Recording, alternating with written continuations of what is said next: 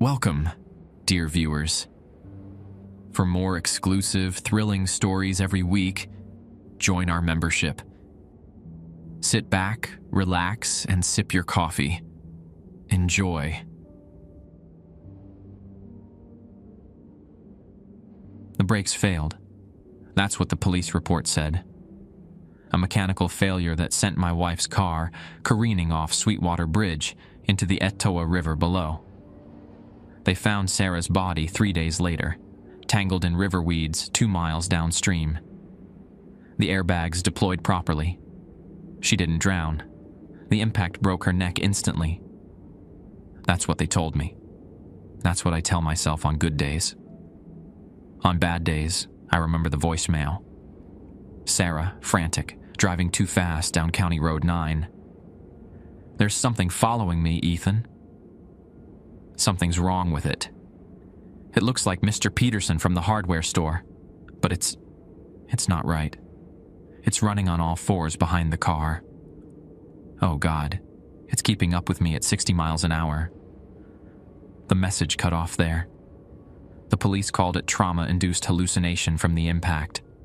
Said maybe she hit a deer and the concussion made her imagine things before she went into the water. They didn't hear the voicemail.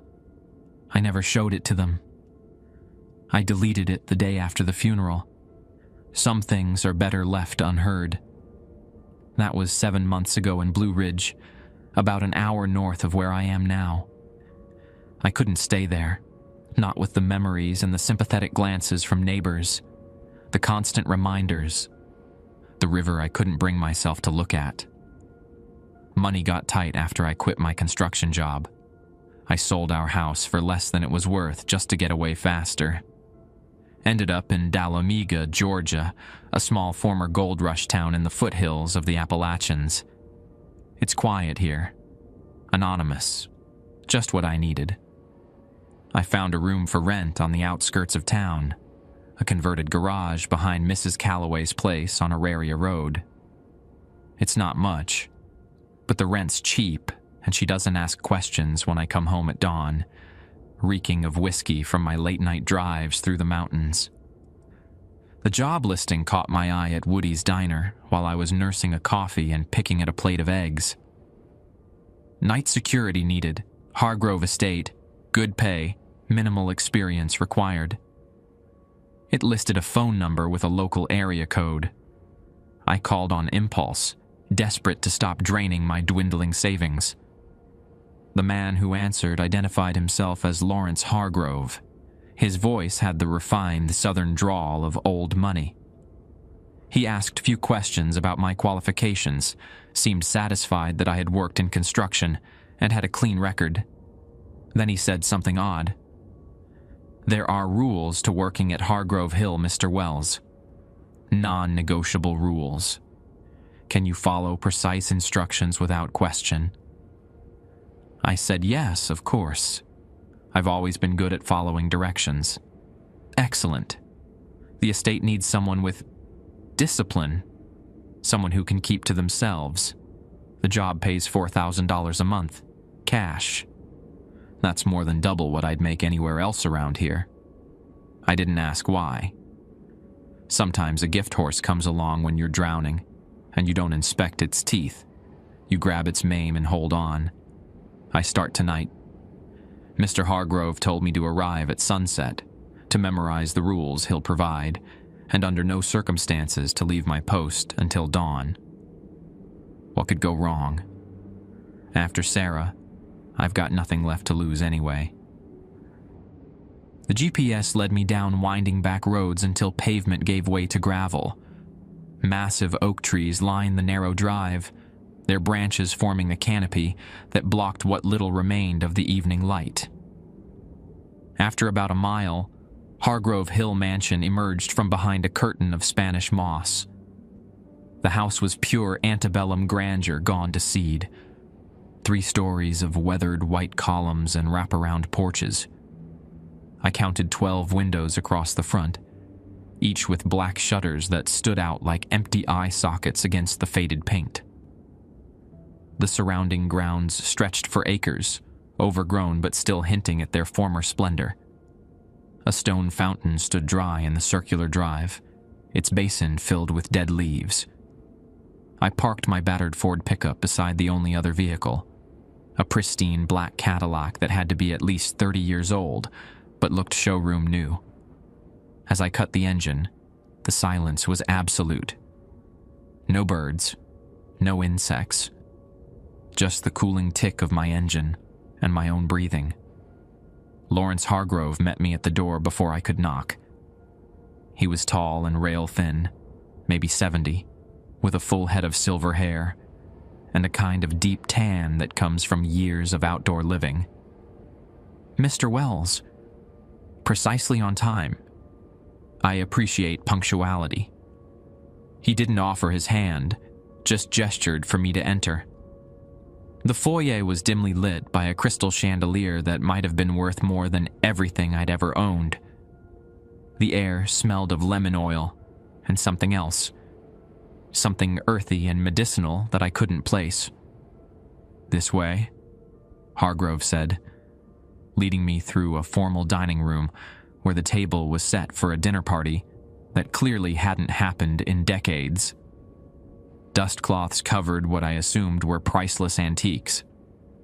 We ended up in a wood-paneled study with floor-to-ceiling bookshelves. A massive desk dominated the room, and behind it, a portrait of a stern-faced woman in a high-necked Victorian dress stared down at us with painted eyes that seemed to follow my movements.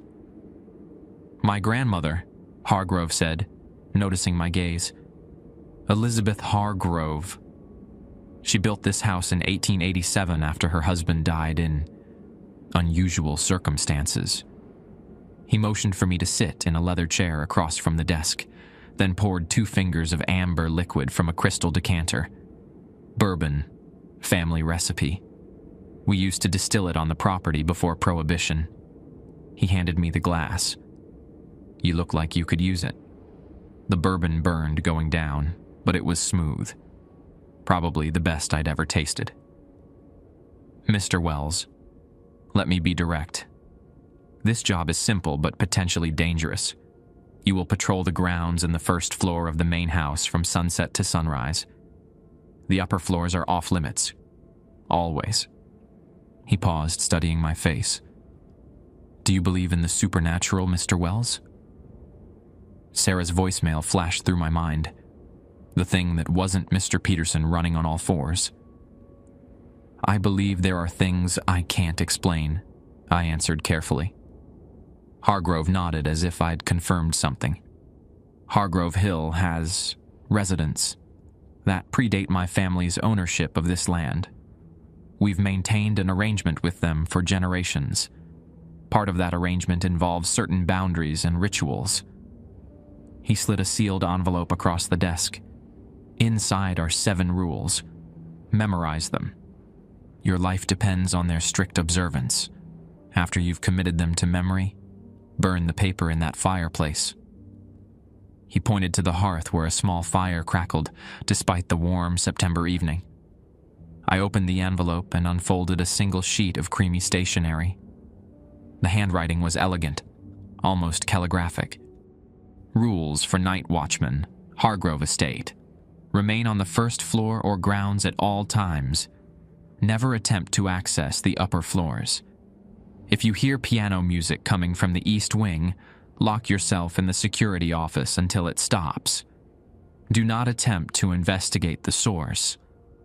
The large oak tree on the north lawn must have exactly 1 lantern hanging from its lowest branch from sunset to sunrise. If the light goes out, relight it immediately. If you encounter anyone on the property who is not Lawrence Hargrove, do not speak to them directly. Bow your head and say only, 'The Hargrove family respects the covenant.' Should you see a woman in white on the 2nd floor balcony, avert your eyes immediately and return to the security office. Lock the door and do not emerge until dawn, regardless of what you hear. The hunting dogs in the kennels behind the house must not be fed or released under any circumstances, even if they appear starving or injured. At 3:17 a.m. precisely, place the bronze key provided in the lock of the cellar door. Turn it 3 times clockwise without opening the door, then remove it. Failure to do this even once will void our arrangement. I read through the list twice, my mouth going dry despite the bourbon. Each rule seemed more bizarre than the last, but I'd heard stranger things from foremen on construction sites over the years about how to prevent accidents. Superstition is just routine with a story attached. Questions? Hargrove asked as I folded the paper and approached the fireplace. What exactly am I guarding the property against? His smile didn't reach his eyes. Conventional threats. Trespassers, vandals. The usual concerns for a historic property with valuable antiques. He paused. Though I suspect you're more concerned about the unconventional threats. I dropped the paper into the flames, watching as the edges curled and blackened. Let's just say that Hargrove Hill exists at a crossroads, Mr. Wells. Not just geographically, but metaphysically. The rules maintain balance. Maintain them, and you maintain your safety. He stood, indicating our meeting was over, and handed me a heavy ring of antique keys, a flashlight, and an old-fashioned brass lantern. The security office is down the hall, last door on the right. You'll find everything else you need there, including the bronze key mentioned in Rule 7. I'll return at dawn to relieve you. He checked his watch. Sunset is in 12 minutes. I suggest you light that lantern immediately and hang it on the oak tree.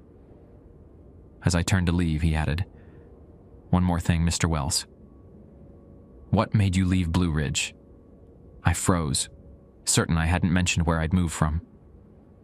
A personal matter, I said. Indeed.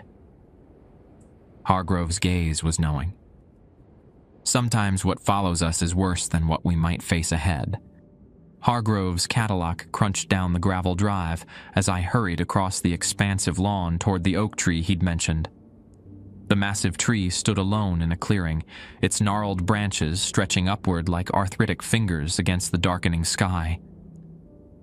One branch hung lower than the rest, as if bowing to place something on the ground. I lit the lantern with trembling hands. The flame caught, casting a warm yellow glow that seemed pitifully small against the growing darkness.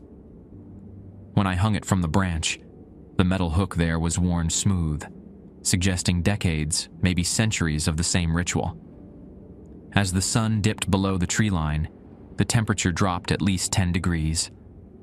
My breath fogged in front of me, unusual for September in Georgia. A faint mist began rising from the ground, swirling around my ankles as I made my way back to the house.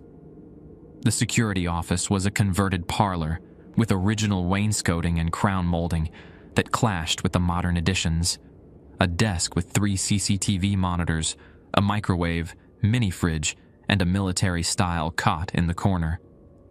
The bronze key mentioned in Rule 7 sat on the desk atop a hand-drawn map of the estate. Next to it was a revolver, a Colt Python, blued steel with wooden grips. 6 rounds were arranged beside it like a morbid game of solitaire. I checked the CCTV feeds. One showed the front entrance, another the back garden, and the third was trained on that oak tree with its solitary lantern. The 4th monitor was dark, labeled East Wing, with a handwritten note taped below. If this activates, follow rule number 2. My phone showed no signal, not unusual for rural Georgia. There was a landline on the desk, but when I lifted the receiver, the line was dead. Of course. I settled in, watching the monitors while mentally reviewing the rules. Piano music, hide, oak tree lantern, keep lit. Strangers, recite the covenant line. Woman in white, avert eyes, lock down. Dogs, ignore them. Cellar door, key ritual at 3:17 a.m. The first few hours passed uneventfully. I patrolled the first floor every half hour, flashlight beams slicing through the shadows. The place was a museum of faded Southern glory. Tiffany lamps, hand-carved furniture, Civil War-era portraits of stern-faced Hargroves. In one room, oddly, every mirror was covered with black cloth. Around midnight, I made a pot of coffee in the security office. As I took my first sip, a flicker of movement on the oak tree monitor caught my attention.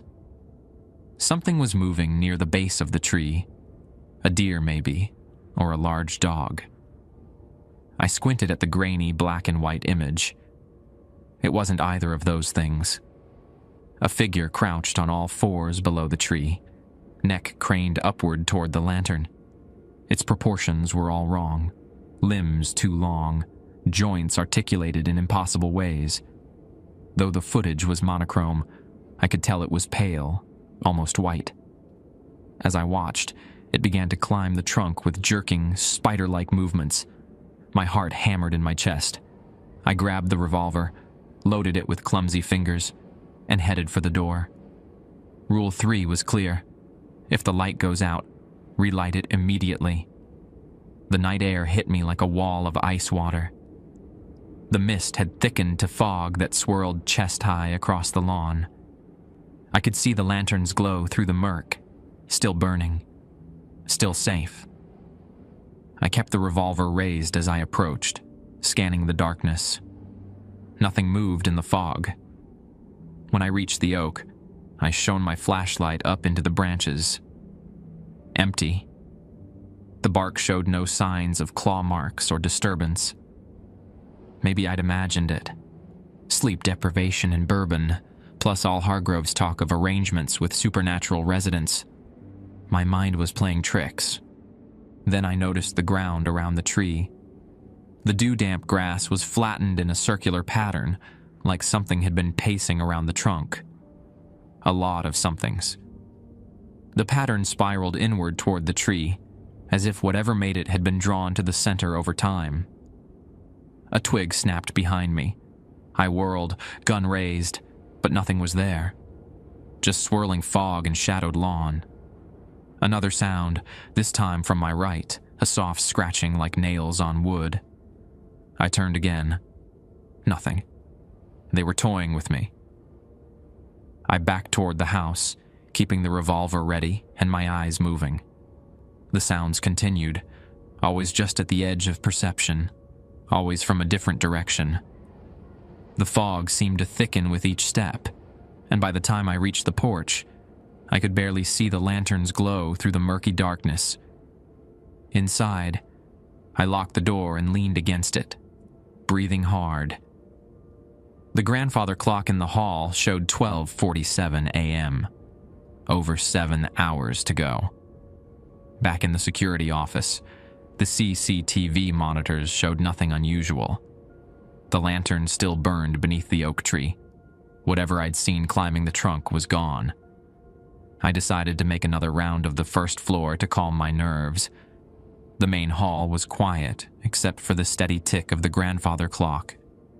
I passed the dining room, the study where I'd met Hargrove, a conservatory filled with dead plants and expensive pottery. When I reached the east wing, I paused. A chill draft flowed from the darkened corridor ahead. Rule 2 echoed in my mind. If you hear piano music coming from the east wing, lock yourself in the security office until it stops. I wasn't hearing piano music, but something about the darkness beyond felt expectant, waiting.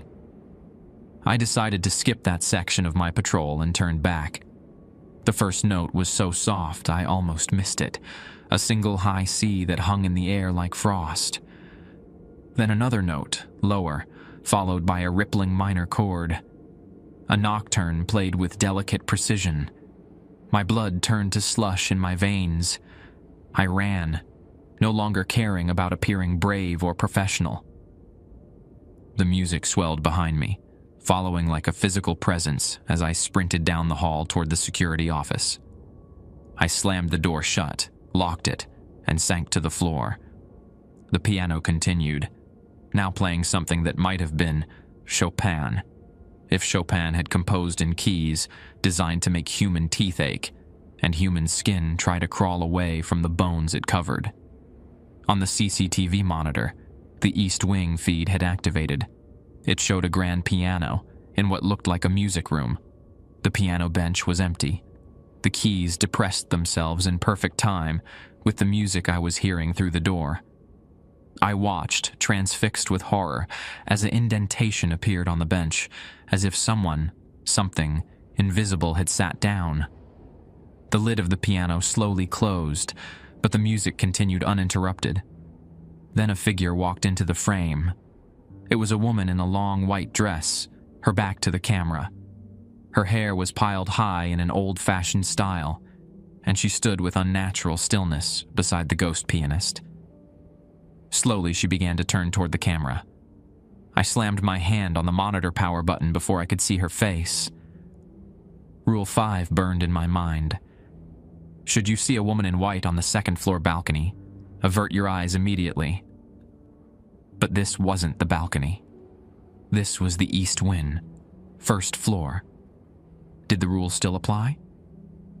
I couldn't risk finding out, not after what happened to Sarah.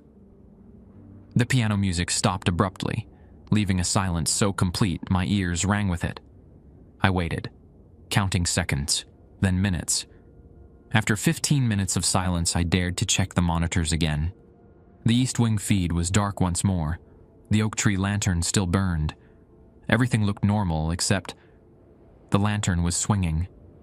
There was no wind tonight. The fog hung motionless outside, but the lantern swayed back and forth as if something had just brushed against it. I checked my watch. 1:36 a.m. Less than 2 hours until I needed to perform the key ritual at the cellar door. Until then, I would stay locked in this room, revolver in hand, watching that lantern and praying it didn't go out. Something scratched softly at the security office door, like a cat asking to be let in. Then came a whisper, so quiet I might have imagined it. "Ethan, I'm cold. The river is so cold." It was Sarah's voice. "Ethan, please. I need to come in. I'm so cold." Sarah's voice, exactly as I remembered it. That slight Tennessee lilt she never lost despite years in Atlanta before we moved to Blue Ridge. The way she'd draw out the AI in my name just a fraction longer than necessary. My hand moved to the doorknob reflexively, fingers brushing metal before Rule 4 flashed in my mind. If you encounter anyone on the property who is not Lawrence Hargrove, do not speak to them directly. Bow your head and say only, "The Hargrove family respects the covenant." "Sarah died 7 months ago," I said to the door, my voice breaking. "Whatever you are, you're not her." Something slammed against the door with enough force to make the hinges creak. The wood bulged inward slightly, as if struck by a battering ram. "You promised to protect me!" The voice was still Sarah's, but distorted, vibrating with rage. "You failed!" I stumbled backward, raising the revolver. "The Hargrove family respects the covenant," I said, head bowed.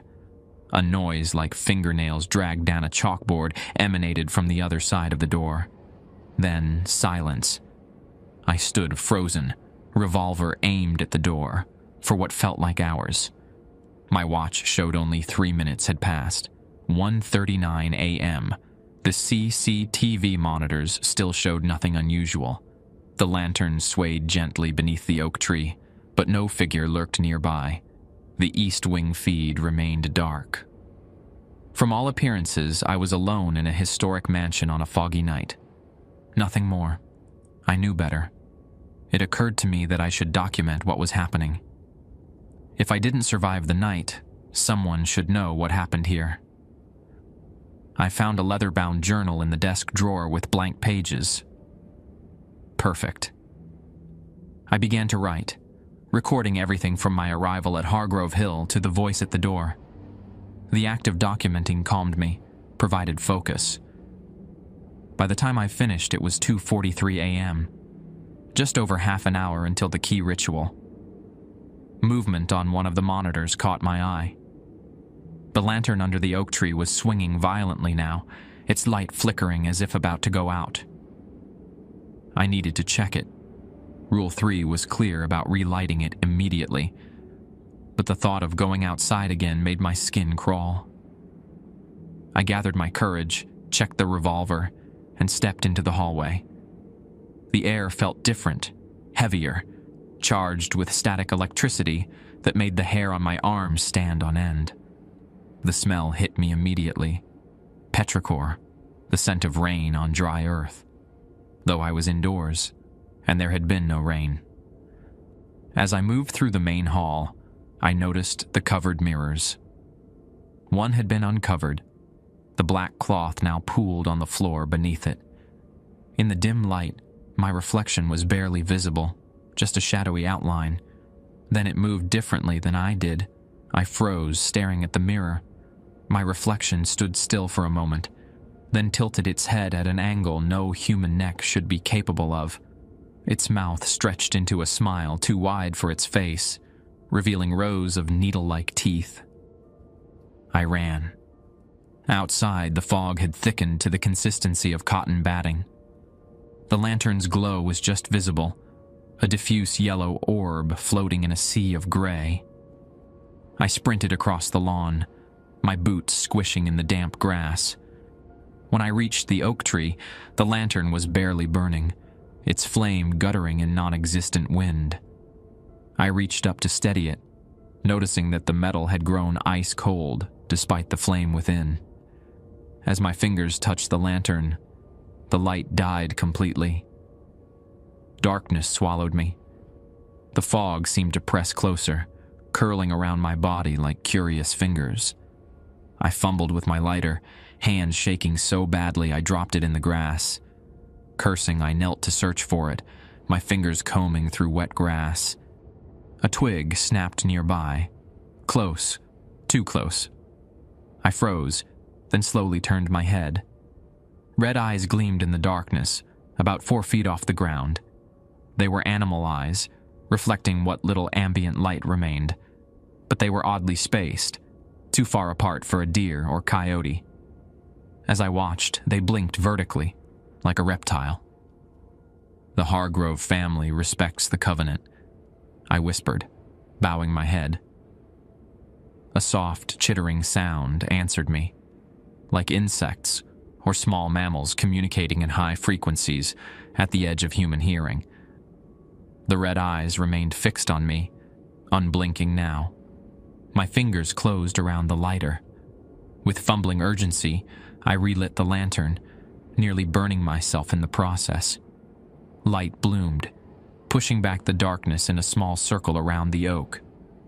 The eyes were gone, but the fog 20 yards to my right churned and bulged, as if something large was moving through it. I hung the lantern securely on its branch and backed away, keeping my eyes on that roiling fog. As I retreated toward the house, I glanced at my watch. 3:12 a.m. 5 minutes until the key ritual. I sprinted the rest of the way, bursting through the front door and slamming it behind me. Down the hallway, past the dining room and study, toward the rough stone archway that led to the cellar stairs. The bronze key was still in my pocket, heavy and unnaturally warm against my thigh. The cellar door was ancient oak bound with black iron. No light came from beneath it, just a steady, cold draft that smelled of earth and something metallic, like old pennies or blood. The keyhole was ornate, shaped like a screaming mouth. 3:16 a.m. I inserted the key, waiting for the second hand on my watch to hit the 12.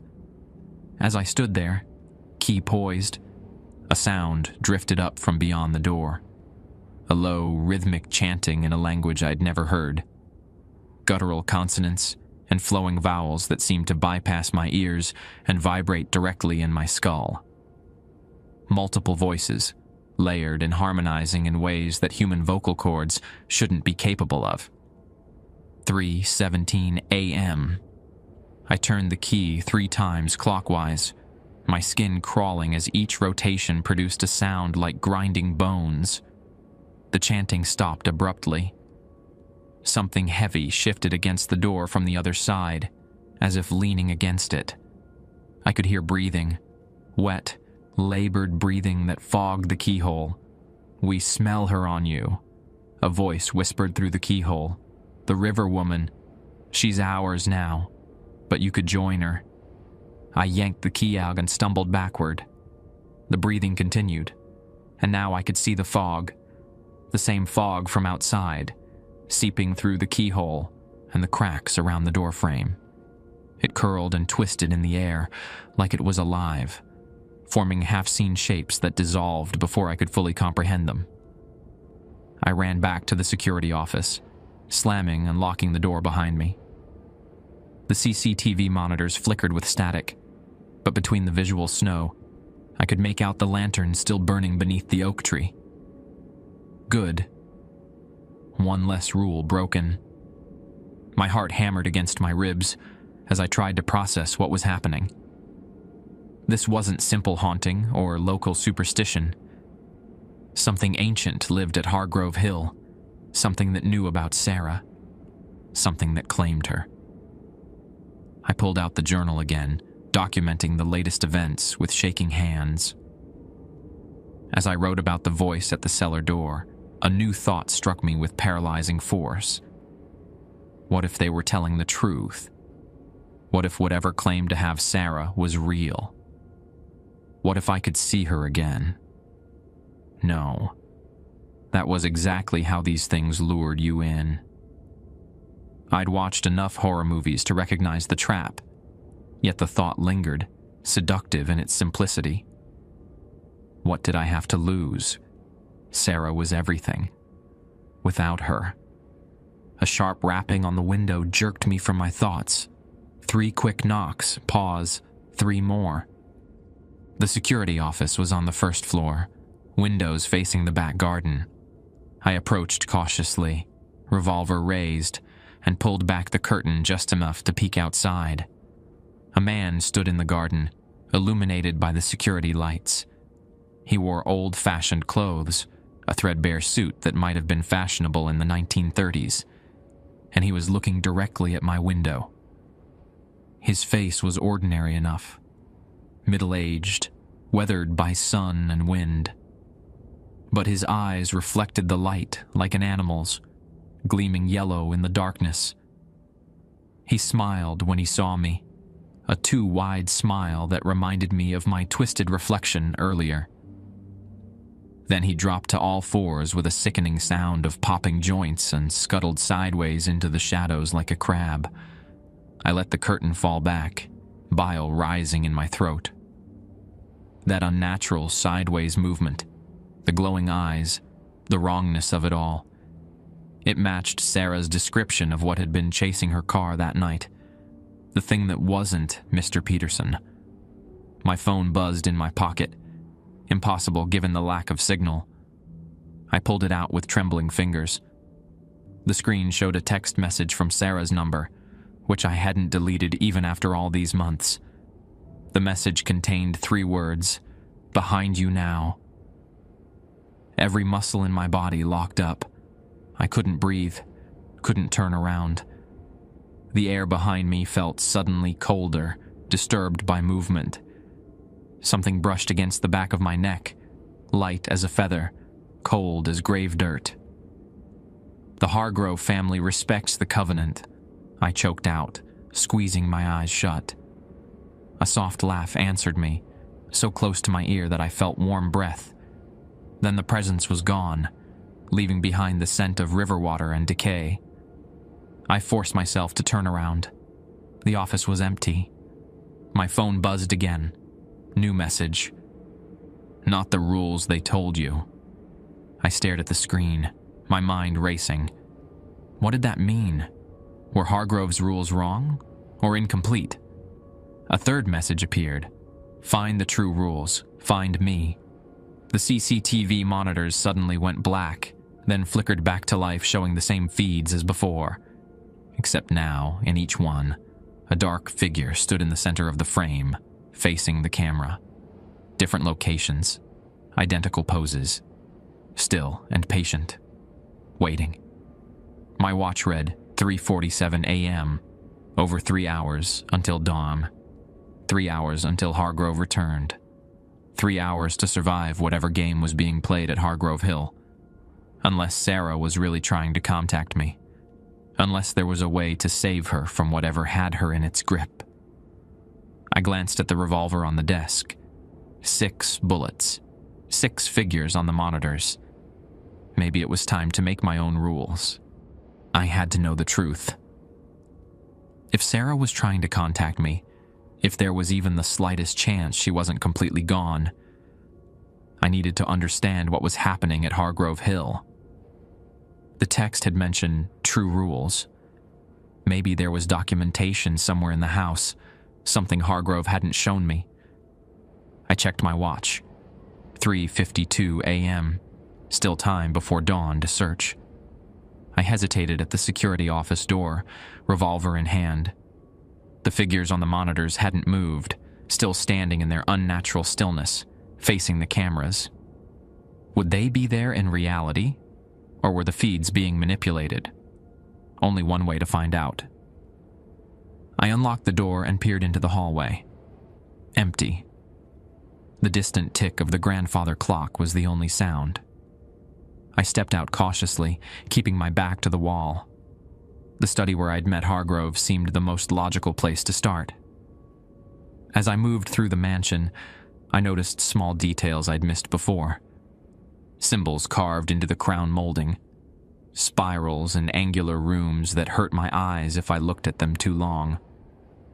Faint, brownish stains on the hardwood floor in irregular patterns, like something had been dragged through old blood.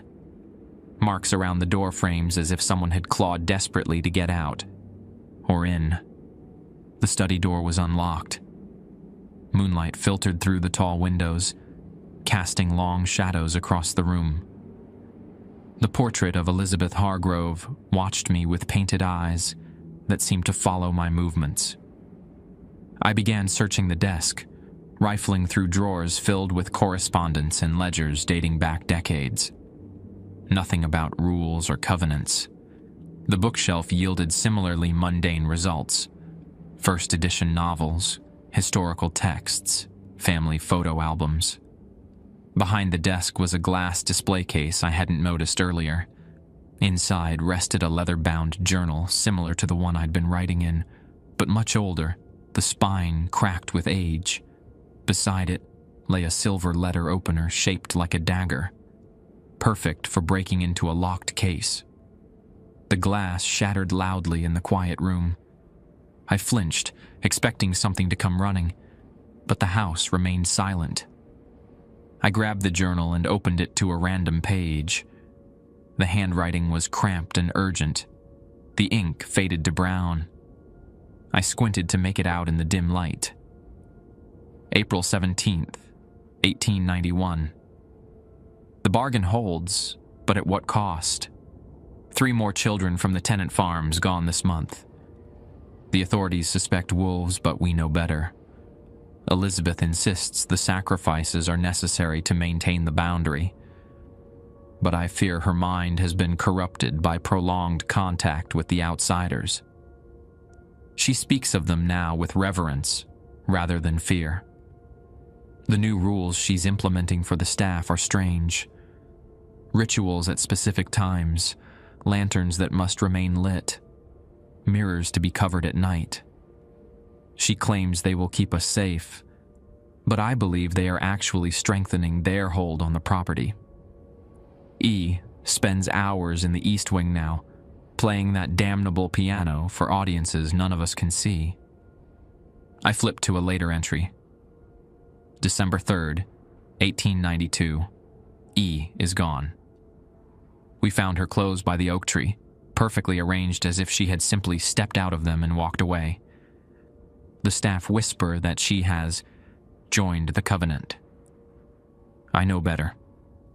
The boundary has been breached, and they have taken her. I discovered her private journal today, hidden in a compartment beneath the library floorboards. The true rules are there. The actual terms of the covenant she made with the skinwalkers. Not the protective rituals she claimed, but instructions for feeding them, for making them stronger. May God forgive her. May God forgive us all. Skinwalkers. The word sent a chill down my spine, confirming my worst suspicions about what had been hunting Sarah that night. I needed to find that hidden journal with the true rules. A floorboard creaked behind me. I whirled, raising the revolver. Nothing was there, but the portrait of Elizabeth Hargrove had changed. Her eyes were now coal black, and her lips curled in a knowing smile that hadn't been there before. My phone buzzed. Library, northeast corner, loose floorboard under the Atlas stand. I pocketed the phone and hurried down the hall toward the library, keeping the revolver ready. The house felt different now, alive and aware, like I was moving through the belly of a massive organism that was watching my every step. The library was a large room with floor-to-ceiling shelves and a massive globe in the center. Reading tables were arranged around the periphery, one of which held a large book of maps, open to a page showing Georgia as it had appeared in the 1800s. In the northeast corner stood an atlas stand, a wooden pedestal designed to hold oversized books. I moved it aside, revealing worn floorboards beneath. One board was slightly discolored compared to its neighbors. I worked my fingers into the seam and pried upward. The board came loose with a groan of old nails, revealing a small space beneath. Inside was a slim volume bound in what appeared to be pale leather, but felt wrong under my fingers. Too soft, too supple for animal hide.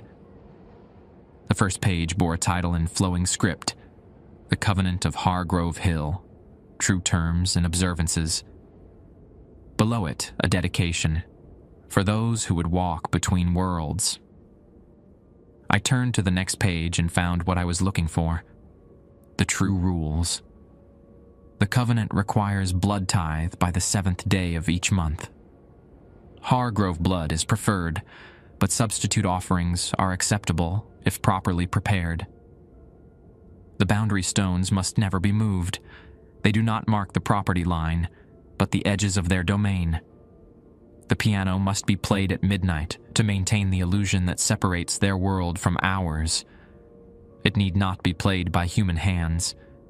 Those taken by the walkers may be reclaimed before the 3rd full moon following their capture. After this time, they belong fully to the outer court. The oak serves as the gateway. What hangs from its branch is not a lantern, but a beacon, calling them to the feeding grounds. Mirrors serve as eyes for those who dwell below. Cover them when they are not needed for communication. The cellar door must be unlocked during the dark of the moon to allow passage. The key turn is merely ceremonial, a reminder of our obligation. My hands shook as I processed what I was reading. This wasn't a set of protective rituals, it was a feeding schedule. The Hargroves hadn't been keeping evil at bay. They'd been cultivating it, directing it, feeding it. And Sarah, if Rule 4 was true and she had been taken 7 months ago, it was too late to reclaim her. She belonged to them now, unless the voice at the cellar door had been telling the truth. I could join her. A noise from the doorway made me look up. Lawrence Hargrove stood there, his tall frame silhouetted against the hallway light. In his hand was a shotgun, aimed directly at me. "I see you've been exploring, Mr. Wells. That's unfortunate." His voice was calm, almost resigned. "We had high hopes for you." "What did you do to my wife?" I demanded, raising the revolver. Hargrove's eyebrows lifted. "Your wife?" "I've never met your wife, but they have her. The skinwalkers, the things you've been feeding." Understanding dawned in his eyes. "Ah, I see. No, Mr. Wells, whatever happened to your wife was separate, though perhaps not unrelated. There are many hunting grounds along the Appalachian Range. Many families like mine maintaining many covenants. He took a step into the library. The lantern you've been maintaining doesn't keep them away. It guides them home. Tonight is the dark of the moon, their hunting night. And you, Mr. Wells, were supposed to be the offering. My finger tightened on the revolver's trigger. The true rules mention a blood tithe. Hargrove nodded. Indeed. Why do you think I was so unconcerned about your qualifications? Why the job pays cash? No paperwork, no questions when you disappear. His expression softened with what looked almost like pity. Night guards seldom last more than one shift here. Why are you telling me this? Because it doesn't matter now. You've read the book. You've been marked. He glanced at my hands, and I noticed with horror that my fingertips were stained black, where they had touched the pale leather cover. The stain was spreading, dark lines crawling up my veins like ink in water. What's happening to me? I gasped. They're coming for you. Listen. From outside came the sound of howling. Not wolves, but something that had learned to mimic wolves poorly. The baying rose and fell in unnatural cadence, dozens of voices calling in near-perfect unison. Beneath it, I could hear the pounding of feet, many feet, racing toward the house. The hunting dogs, I whispered, remembering Rule 6. Hargrove smiled thinly. You really should have read the fine print, Mr. Wells. Now, if you'll excuse me, I need to remove myself before they arrive. They get overexcited during the feeding. He backed toward the door. Consider this a professional courtesy. Save one bullet for yourself. It's better than the alternative. The howling grew louder. I had very little time left. The howling grew closer, accompanied by the thunder of countless feet racing toward the mansion. I had to move. The library had too many entrances, too many windows. I needed somewhere defensible. I jammed the journal into my jacket pocket and ran into the hallway, nearly colliding with a grandfather clock. 4:23 a.m., less than 2 hours until dawn. Could I survive that long? My first instinct was to return to the security office, but Hargrove would expect that. Instead, I sprinted toward the east wing, the piano room. The CCTV monitor had shown only one entrance. One way in meant one way to defend. The howling abruptly stopped, plunging the house into unnatural silence. Worse than the noise. They were close now, coordinating their approach. The black stain had spread past my wrists, dark tendrils crawling beneath my skin like ink in water. It didn't hurt, but my hands felt cold, increasingly numb. I clutched the revolver tighter, afraid I might lose my grip. The east wing corridor was darker than the rest of the house, the ornate wallpaper peeling in long strips like flayed skin. Family portraits lined the walls, generations of Hargroves with increasingly unsettling features, eyes too wide, smiles too rigid, fingers too long and spindly. The final portrait showed a young Lawrence beside an elderly woman with coal-black eyes. Elizabeth Hargrove, still alive within the last 50 years. Impossible. The piano room stood at the end of the corridor, its double doors open. Moonlight streamed through tall windows, illuminating the grand piano at the center. The bench was empty. No ghostly pianist, no woman in white. Just a waiting instrument, its polished surface reflecting the moon like a dark mirror. I entered cautiously, scanning for threats. The room was larger than it had appeared on the CCTV, with high ceilings and mirrored walls that created an illusion of infinite space. Every surface was covered in the same carved symbols I'd noticed throughout the house, but here they formed continuous patterns, spiraling toward the center of the room, toward the piano. The first window shattered as I was securing the doors. Glass exploded inward, showering the hardwood floor with glittering shards. I whirled, revolver raised, and fired at the pale, elongated figure crawling through the opening. The shot hit center mass. The creature jerked backward with a high-pitched wail, but didn't fall. Instead, it clung to the window frame, twitching. In the moonlight, I could see it clearly for the first time.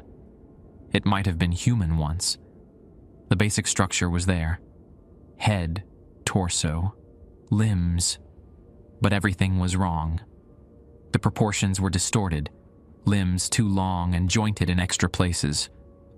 Its skin was milky white and hairless, stretched tight over a protruding skeletal structure.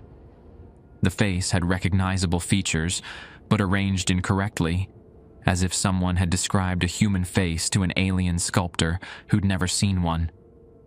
But the eyes, God, the eyes were human, terrified, pleading, aware, trapped in a body that had been remade by something that didn't understand or care about human anatomy. It opened its mouth, too wide, jaw unhinging like a snake, and spoke in a voice that was a broken parody of human speech.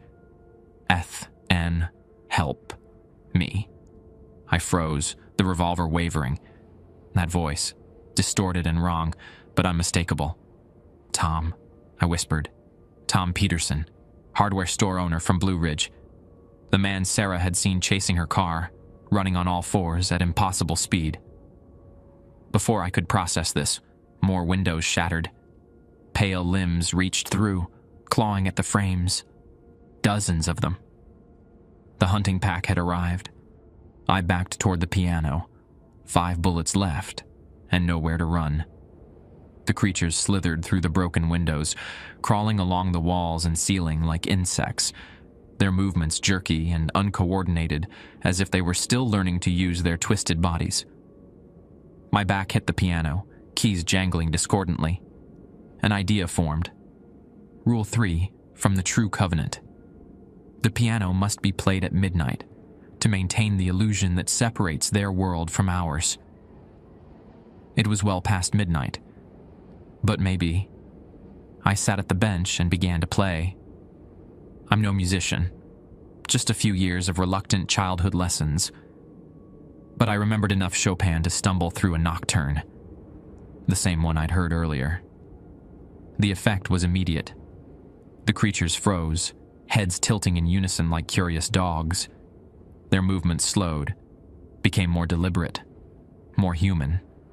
They formed a semicircle around the piano, watching me with those trapped human eyes. I kept playing, missing notes, repeating passages when my fingers slipped, but maintaining the melody. The black stain had reached my elbows now, making my arms heavy and cold. Each keystroke required increasing concentration. One of the creatures stepped forward, the one I'd shot, the one that had spoken with Tom Peterson's voice. It no longer moved like an insect, but stood almost normally, its twisted frame approximating human posture. "You play," it said, the words clearer now. "Like her." "Like who?" I asked, fingers still moving across the keys. "Mistress, Elizabeth." It gestured to the mirrors lining the walls. "She taught us the rules." I glanced at the mirrors and nearly stumbled over the keys. Instead of reflecting the room, they showed different scenes. Forests, caves, what looked like the underside of a lake. And standing in each scene was a woman in a white dress, her back to the viewer. Elizabeth Hargrove, not dead, but somewhere else. "What are you?" I asked, returning my attention to the keys. As long as I played, they remained docile. "What happened to Tom Peterson? To my wife, Sarah?" The creature that had been Tom Peterson tilted its head. "We walk between, take skins, learn shapes." It gestured to its distorted body.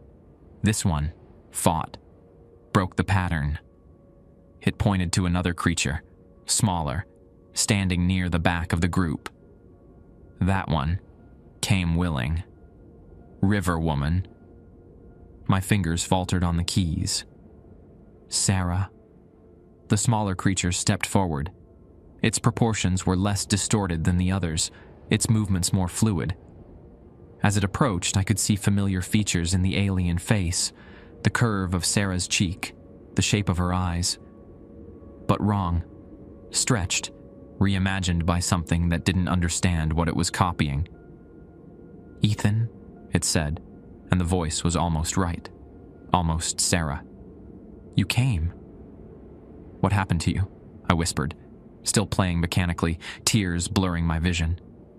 I saw them, in Blue Ridge. Followed one. Curious. The thing that had been Sarah gestures to Tom Creature. It chased. I ran. Car went into river. A terrible broken approximation of a smile stretched across its face. They found me. Made me. New. "The Covenant," I said, understanding dawning. "Hargrove said there are many hunting grounds, many families maintaining covenants. The skinwalkers are everywhere along the Appalachian Range." Sarah Creature nodded. "Many doors, many bargains." It reached toward me with elongated fingers. "Join us, Ethan. Become new." The piano music swelled unbidden, keys moving under my fingers with a will of their own. The black stain had reached my shoulders now, crawling up my neck in icy tendrils. My skin felt tight, wrong, like it belonged to someone else. "The true rules," I gasped, fighting to maintain control of my hands. "Rule 4 says those taken can be reclaimed before the third full moon." "Sarah, it's been 7 months." Sarah Creature's expression shifted, something like sadness crossing its distorted features. "Too late for old shape, but can be together. New shapes." The other creatures had begun swaying in rhythm with the music, a grotesque dance of misshapen limbs and twisted torsos. More were crawling through the windows now, filling the room. Their movements became more synchronized, more ritual-like. They were preparing for something. My phone buzzed in my pocket. With one hand still playing, I checked the screen. Not too late. Boundary stone. Break covenant. I looked up at the Sarah Creature. The boundary stones. Rule 2 says they mark their domain. If I break them, would it free you? All of you? The creatures hissed in unison, their swaying becoming agitated. Tom Creature leaned forward, its face inches from mine. Break stones. Break us. No more shapes. No more walking between. It would kill you? Release. The Sarah Creature corrected. No more prison. No more hunger. It gestured to the black stain climbing my neck. Too late for you soon. Changing begins. I felt it then, a prickling sensation as my skin began to stretch, bones shifting beneath. The first stage of transformation. Soon I'd be like them, trapped in a twisted parody of human form, hungry for whatever these things hungered for. Where? I gasped, the pain intensifying. Where are the boundary stones? Sarah Creature pointed to one of the mirrors, which now showed the oak tree. At its base, half buried in moss and earth, was a small stone obelisk carved with the same symbols that adorned the house. 7 stones, 7 points. Must break. All. The creature's voice was urgent now. Dawn comes. Walkers return below. Take you with us. I checked my watch. 5:13 a.m. Less than an hour until sunrise. The stain had covered most of my body now, my skin turning translucent, veins darkening as whatever transformation the book had triggered progressed. How do I break them? I asked, voice distorting as my vocal cords began to reshape. Tom Creature reached into its twisted form and produced a familiar object, the bronze key I'd used in the cellar door ritual. Hargrove key, opens, closes, breaks. I took the key with a hand that barely felt like my own anymore. My fingers had elongated, joints cracking as new articulation points formed. I was becoming one of them, and quickly. Why help me? I asked, forcing the increasingly alien vocal apparatus to form words. Tired, Sarah Creature said simply. Centuries walking. Want rest. I stood from the piano bench, my new body moving with jerky, uncoordinated motions. The music stopped, but the creatures remained docile, watching me with those horrible human eyes. I'll try, I promised. For all of you. For Sarah. The creatures parted, forming a path to the door. Outside, gray pre-dawn light was just beginning to lighten the eastern sky. I had minutes, not hours. The Sarah Creature approached, movements fluid despite its distorted frame. With elongated fingers, it touched my face in a gesture achingly familiar. How Sarah used to touch me when saying goodbye. Run, Ethan, it whispered. Run fast. We hold others back. Not for long. Behind us, howling erupted from deeper in the house. The hunting pack Hargrove had mentioned. The ones not gathered here. The ones still fully under the Covenant's control. I ran, my new body moving with inhuman speed despite its awkwardness. Through the mansion, out the front door, across the lawn toward the oak tree. Behind me, sounds of combat erupted. The creatures from the piano room fighting their kin, buying me time. The eastern sky blushed pink with approaching dawn. Whether I succeeded or failed, the night at Hargrove Hill was almost over. And so was my humanity. My new body moved with horrifying efficiency. Each stride covered yards, joints bending in ways that should have been impossible. Despite the alien sensations, I felt a strange euphoria. Power flooding my limbs, senses sharpening beyond human limits. I could smell the damp earth, hear insects burrowing beneath the leaf litter, see individual dewdrops on spider webs 50 yards away. I reached the oak tree in seconds. The lantern still hung from its branch, flame guttering in the pre-dawn breeze.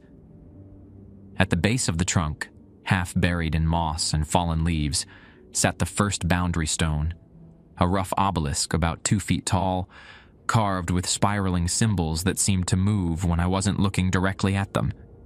Behind me, the sounds of combat intensified. Howls and screeches echoed from the mansion as the two factions of skinwalkers tore into each other. I didn't have much time before the ones still loyal to the Covenant would come for me. I knelt beside the stone, bronze key clutched in elongated fingers. Up close, I could see that the symbols weren't carved into the stone. They were moving beneath its surface, like insects trapped in amber. At the base of the obelisk was a small keyhole, almost invisible among the lichens and moss. I inserted the key. The stone grew warm, then hot, vibrating with energy that made my transformed teeth ache in their new configurations. I turned the key 3 times counterclockwise, the opposite of the cellar door ritual. The stone cracked with a sound like breaking bones.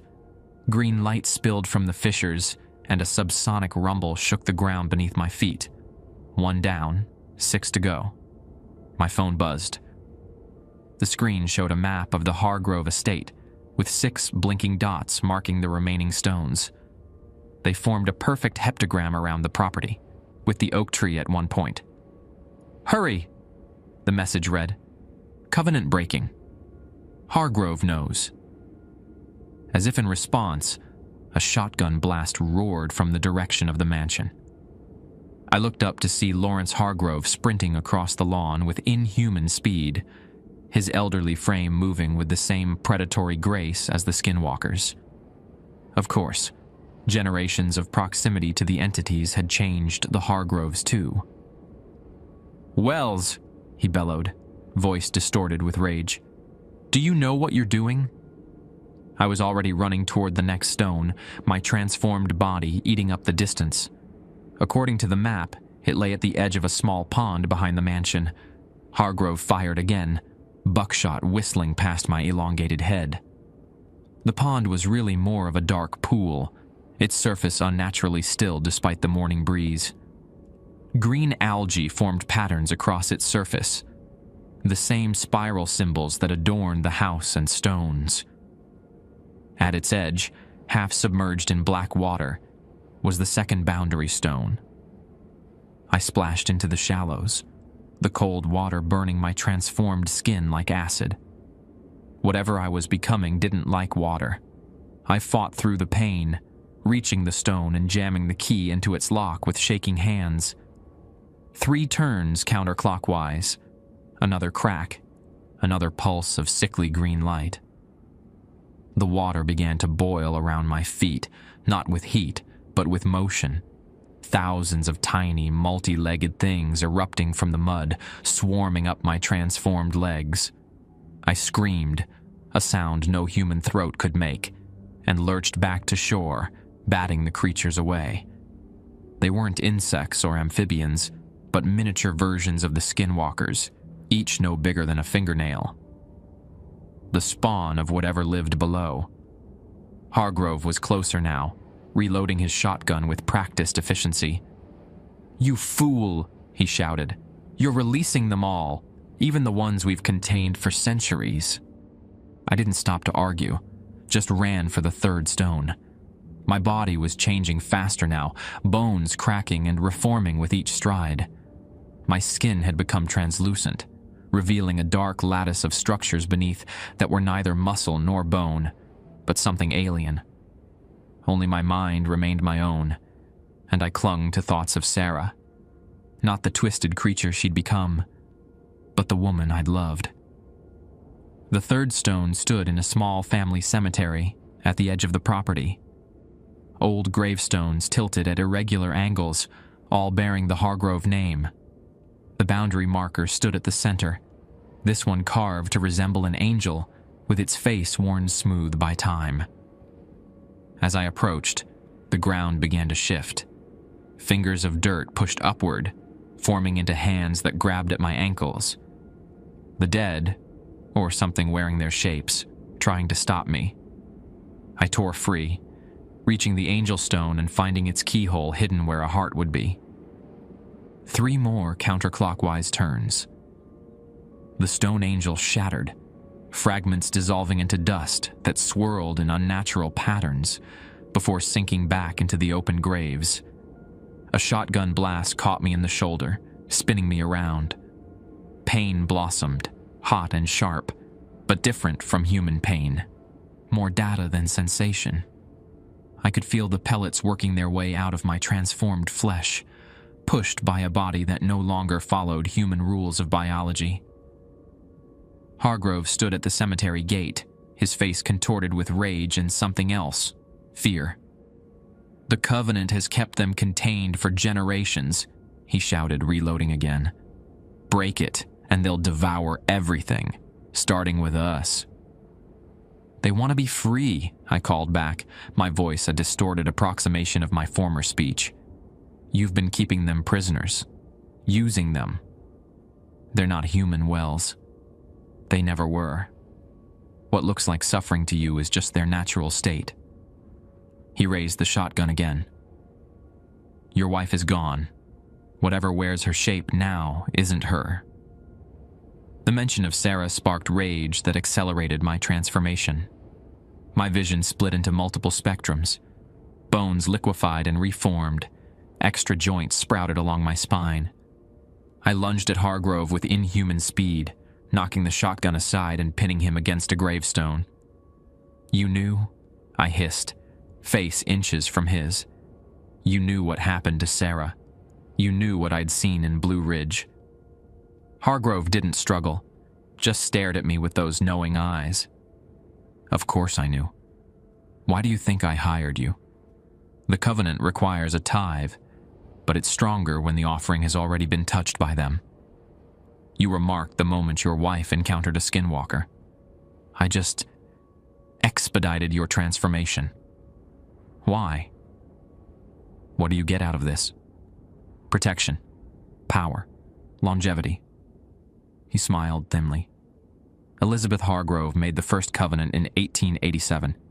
She still lives after a fashion as their emissary. Our family maintains the boundary. provides the tithe, and in return, you become like them. I finished, seeing the truth in his two bright eyes. Not fully transformed, but not human either. We walk between worlds, as they do. His smile widened. But the full transformation requires a complete surrender of self. I've never been willing to go that far.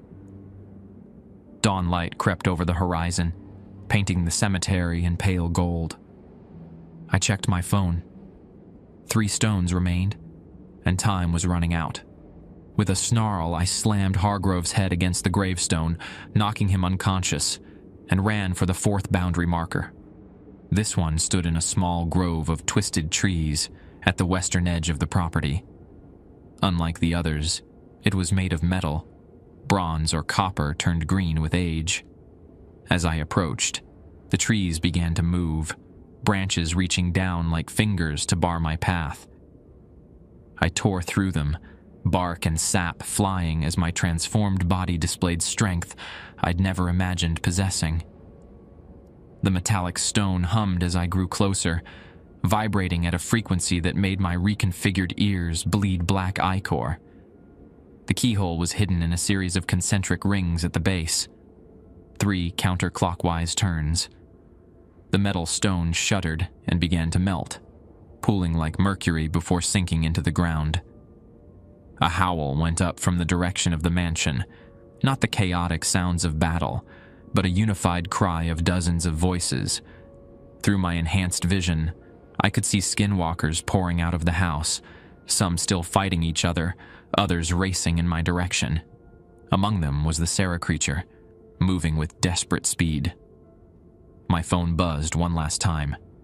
2 more, then center. Hurry. The map showed the 5th stone at the edge of the property near the road, and the 6th deep in the woods to the south. The 7th, the center of the heptagram, was back at the mansion itself, hidden somewhere I hadn't discovered during my shift. I ran for the 5th stone, my body now more skinwalker than human. My clothes had split at the seams, hanging in tatters from a frame that had elongated and reconfigured itself into something no longer recognizable as Ethan Wells. Only my consciousness remained, clinging to memories of Sarah and the promise of freeing her. The 5th stone stood beside the gravel drive near the property entrance. A simple granite marker that might have been mistaken for a mile marker or property stake by passers-by. As I reached it, a vehicle came bouncing up the drive, a county sheriff's cruiser, headlights cutting through the dawn mist. Perfect timing. Witnesses to whatever was about to happen at Hargrove Hill. I ignored the approaching car and jammed the key into the stone's lock. 3 counterclockwise turns. The granite split with a report like a gunshot, fragments exploding outward. 1 last stone, then the center. The cruiser skidded to a stop. The driver's door flew open, and a deputy emerged, gun drawn. "Freeze," he shouted, then faltered as he took in my transformed appearance. "What the hell?" "Get out of here," I tried to say, though I'm not sure the sounds that emerged were recognizable as English anymore. "Not safe." Behind me, the first of the pursuing skinwalkers crested the rise, their twisted forms silhouetted against the rising sun. The deputy's eyes widened. He fired 3 quick shots, then dove back into his cruiser and reversed down the drive in a spray of gravel. Good. 1 less innocent to worry about. I checked the map one last time before my phone shorted out, my transformed body's electrical field finally overwhelming its circuits. The 6th stone was a 1/4 mile into the forest south of the mansion. I ran, no longer bothering with the human mimicry of bipedal movement. On all 4s, my new body moved with terrifying efficiency, covering ground in great bounds. The forest blurred around me, my enhanced senses processing information faster than my human mind could interpret it. The 6th stone stood in a small clearing, this one shaped like a crude human figure. As I approached, it began to weep. actual tears streaming from roughly carved eye sockets. The ground beneath it was stained dark from years of the same phenomenon. I approached cautiously, skin prickling with wrongness. Unlike the others, this stone had no visible keyhole. I circled it, searching, increasingly desperate, as I heard the pack approaching through the underbrush. Then I saw it. Not on the stone, but beneath it.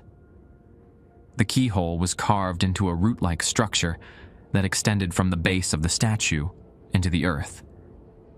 I dropped to my belly and reached under, inserting the key with clumsy, transformed fingers. 3 counterclockwise turns.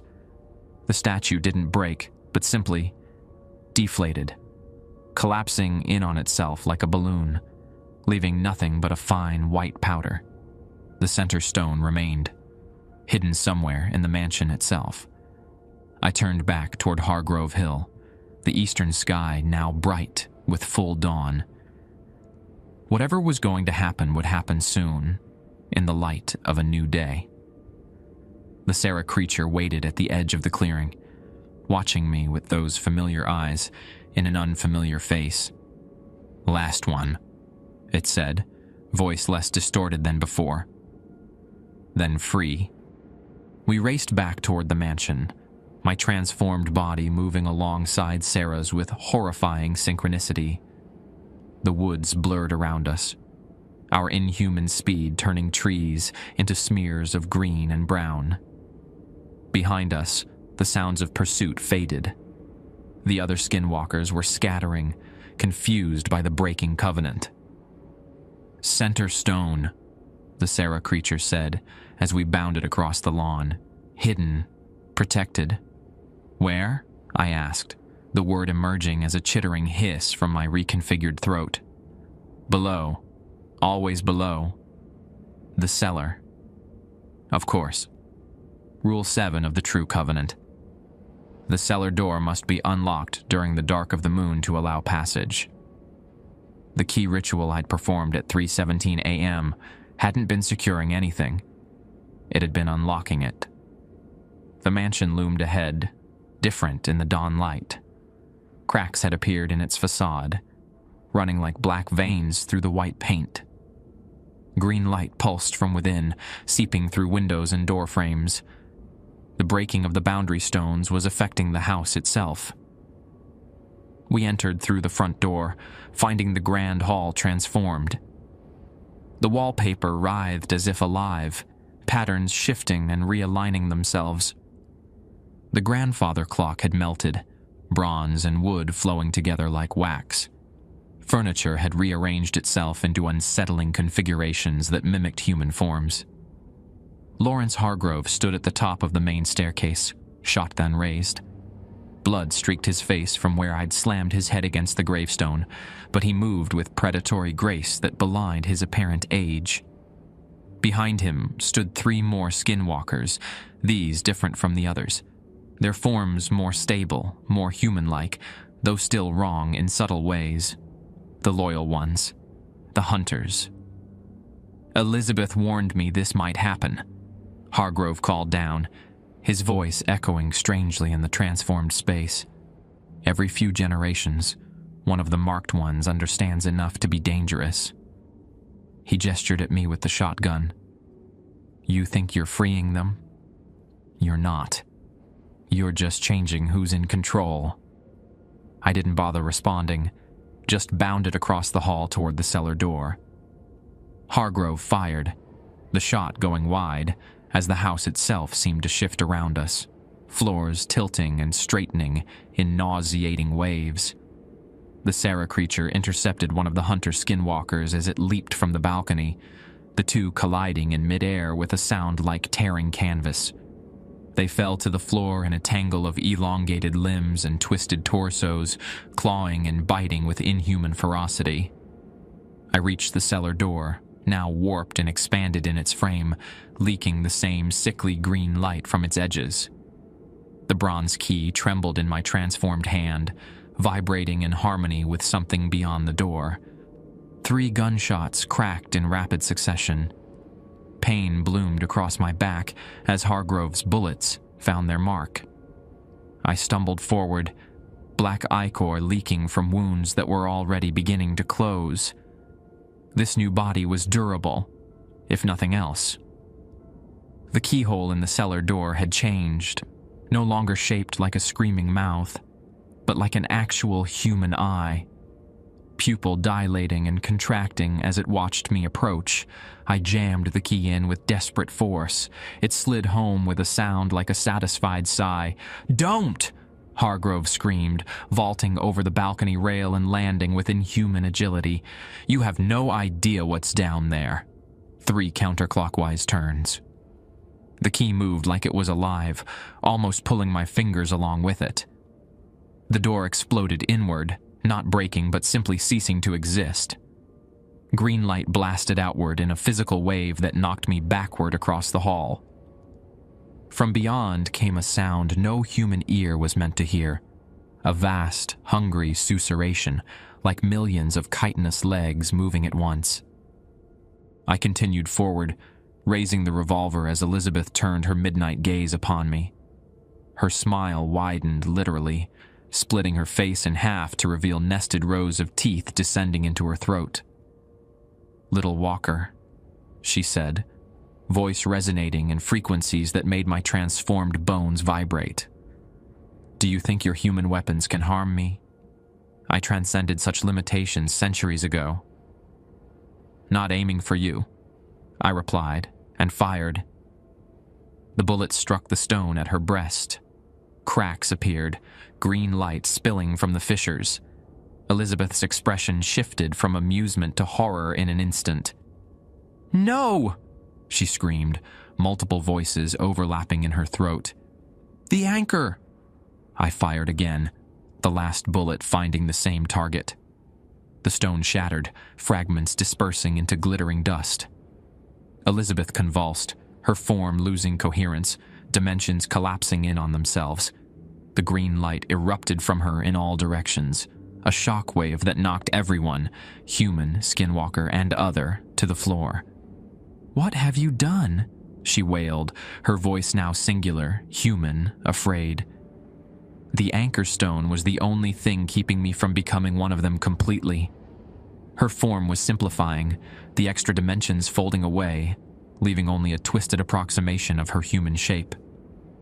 Around us, the house began to collapse, not physically, but metaphysically. Reality reasserted itself, forcing out the alien geometries that had sustained Hargrove Hill for generations. The formless entities writhed, their substance thinning as they were drawn back toward the cellar. "The boundary is healing itself," the Sarah creature said, appearing at my side again. "Natural order returns." Hargrove lay on the floor nearby, his body rapidly aging as whatever preservative effect the Covenant had provided faded. Decades caught up with him in seconds, skin wrinkling, hair whitening, muscles atrophying. He reached toward Elizabeth with a gnarled hand. "Mother," he gasped, voice thin and reedy. "Help me." Elizabeth ignored him, her attention fixed on her own transforming body as it settled into a final shape, neither human nor fully other, but something in between, a skinwalker, like the rest of us. "Centuries," she whispered, examining elongated fingers with strange, detached fascination. "Centuries of maintaining the balance, and now I am merely one of the walkers."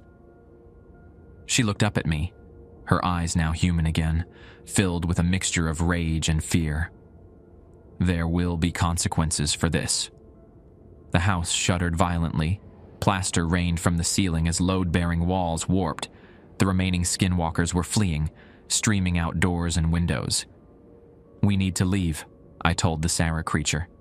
"Now." Together we ran from the collapsing mansion, our transformed bodies carrying us easily across the lawn. Behind us, Hargrove Hill imploded, folding in on itself like a house of cards.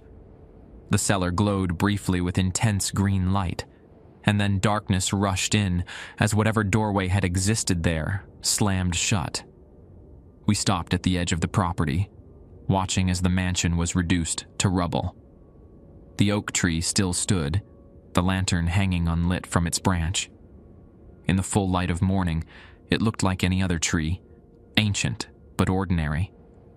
I turned to the Sarah creature, seeing familiar eyes in its alien face. Is it over? Covenant broken. Doors closed. It gestured to its twisted form, then to mine. But this, permanent. No going back. I looked down at my transformed body, elongated limbs, extra joints, skin turned translucent over alien anatomy. I was no longer Ethan Wells, not physically, but my mind remained, my memories, my love for Sarah. What happens now? I asked. The Sarah creature tilted its head, considering. Others like us, all along mountains, hidden, surviving. It reached out, taking my transformed hand in its own. Together? In the distance, sirens wailed. The deputy I'd encountered would have reported what he'd seen. Soon this place would be crawling with authorities, trying to explain the inexplicable. Together, I agreed, but not here. We turned away from the ruins of Hargrove Hill and moved into the forest, our transformed bodies blending with the shadows beneath the trees. Ahead lay the vastness of the Appalachian Range, thousands of square miles of wilderness where two creatures like us could disappear. Behind us, the last wall of the mansion collapsed, sending up a cloud of dust that momentarily blocked the morning sun. When it cleared, there was nothing left of Hargrove Hill but scattered stones and broken memories. And somewhere in the rubble, a bronze key waited for the next keeper of the Covenant. 3 months later, the headline in the Dahlonega Nugget read, "Hargrove Estate Mystery. Deepens. No bodies found in mansion collapse." The article detailed how despite extensive searching, authorities had recovered no human remains from the ruins of the historic home. Lawrence Hargrove was officially missing, presumed dead. The night watchman, Ethan Wells, had similarly vanished without a trace. Local rumors abounded. Some claimed the Hargrove family had always been strange. Others whispered about sounds in the woods at night, movements too quick to follow, figures glimpsed between trees that walked on all fours but stood upright when spotted. Deputy Carl Mason had been placed on administrative leave after his report of humanoid creatures at the Hargrove property. He'd since checked himself into a facility in Atlanta for what his wife called stress-related hallucinations. The property remained cordoned off, deemed structurally unsafe. Nobody seemed eager to rebuild. In the mountains 40 miles north, where the Appalachian Trail cuts through dense forest, 2 hikers set up camp as dusk approached. They worked with practiced efficiency, pitching their tent and hanging their food bag from a high branch. Protection against bears. "Did you hear that?" the woman asked, pausing as she arranged kindling for a fire. Her companion stopped hammering tent stakes. "Hear what?" "I thought I heard someone moving around out there." She gestured toward the darkening trees. Like footsteps, but weird. Too quick. "Probably just a deer." The man returned to securing the tent. "This section of trail is pretty remote. We're probably the only humans for miles." She nodded, but her eyes kept drifting to the forest edge as shadows lengthened. "I read something online about this area. People going missing over the years. Hikers seeing strange things." "Every stretch of wilderness has those stories," he replied. "People get lost, confused. Imagination does the rest." As darkness fell, they lit their campfire, the flames pushing back the encroaching night. They didn't notice the 2 sets of eyes watching from the tree line, one pair blue-green, the other dark brown. Human eyes in faces that were anything but. "We've been watching the hikers for an hour," They're young, careless, unaware of what walks these mountains. Sarah suggests we move on, leave them be. They followed proper precautions, food secured away from their tent, fire well maintained. They respect the wilderness, even if they don't understand its true nature. I agree.